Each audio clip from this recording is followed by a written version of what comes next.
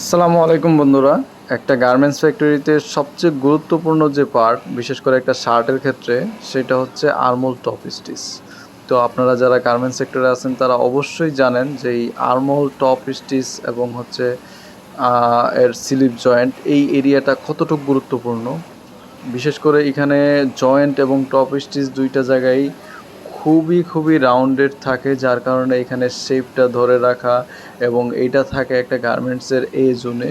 সেক্ষেত্রে এখানে কোয়ালিটিটাও লাগে 100%। সেক্ষেত্রে ম্যাক্সিমাম বায়ারের রিকোয়ারমেন্ট আর্মহোল টপ স্টিচে কিন্তু একবারে জিরো টলারেন্স। এখানে কোনো পাকারিং, কোনো গ্যাদারিং, কোনো প্রকার আনইভেন কিন্তু তারা অ্যালাউ করে না। আর এইখানে এই প্রসেসটাই কিন্তু একটা ক্রিটিক্যাল প্রসেসের মধ্যে একটা অন্যতম প্রসেস। আপনারা দেখতেছেন এখানে জয়েন্ট কিভাবে করতেছে।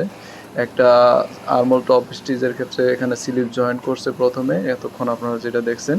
তো এখন আপনারা যেটা দেখতেছেন সেটা হচ্ছে যে এখানে টপ স্টিচটা কীরকমভাবে দেওয়া হচ্ছে। এখানে কিন্তু খুবই কেয়ারফুলিভাবে টপ স্টিচ প্লেন মেশিনে দেওয়া হচ্ছে।